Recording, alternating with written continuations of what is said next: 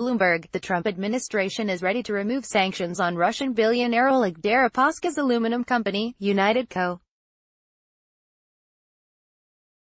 Rusal, after reaching an agreement to significantly reduce his ownership stake. Deripaska will remain under U.S. sanctions, and his property will remain blocked, but Treasury intends to remove financial restrictions on Rusal, N Group plc and JSC Eurosibnergo. The move will take effect in 30 days unless Congress blocks the action, the Treasury Department said in a statement Wednesday. These companies have committed to significantly diminish Deripaska's ownership and sever his control, Treasury Secretary Steven Mnuchin said in a statement. The companies will be subject to ongoing compliance and will face severe consequences if they fail to comply. Mnuchin added that Treasury maintains the ability under the terms of the agreement to have unprecedented levels of transparency into operations. The Treasury Secretary highlighted that Deripaska, not the companies, was the intended target of U.S. sanctions imposed in April on associates of Russian President Vladimir Putin over Moscow's interference in the 2016 U.S. presidential election. The announcement came on the same day Treasury imposed new sanctions on 15 Russian military intelligence operatives over the U.S. election meddling, as well as the attempted assassination of a former double agent in the UK. One former intelligence officer was accused of working for Deripaska. Rusal is among the largest companies the U.S.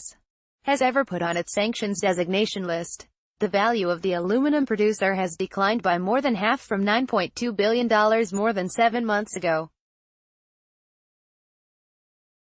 Deripaska's agreement with Treasury includes cutting his direct and indirect share ownership below 50% in each company, overhauling the boards of N and Rusal, and committing to full transparency with Treasury by undertaking extensive, ongoing auditing, certification, and reporting requirements, the department said in a statement. The oligarch's stake in N will fall from approximately 70% to 44.95%, according to a letter from the Treasury Department to Senate Majority Leader Mitch McConnell. VTB Bank, or another entity approved by the Treasury Department, will take ownership of a block of share in N as collateral for previous obligations companies controlled by the billionaire have to the bank. Deripaska also will donate a block of shares to a charitable foundation, according to the letter. Half of N's restructured board will be comprised of U.S. or UK nationals, and Rusal's current board chairman will step down, according to the letter. Deripaska also won't be allowed to receive cash either in return for shares he relinquishes or from future dividends he may receive from the companies. Aluminum markets spun into chaos after the sanctions against the companies were announced, with the global prices shooting up as much as 20% in the first week. Sanctioning the world's largest aluminum supplier outside of China threatened a worldwide shortage of the metal, forcing Mnuchin to backtrack. Since April, he has closely monitored the issuance of extensions to the sanctions on Rusal as Treasury negotiated a deal with Deripaska to save the company from the full range of financial restrictions.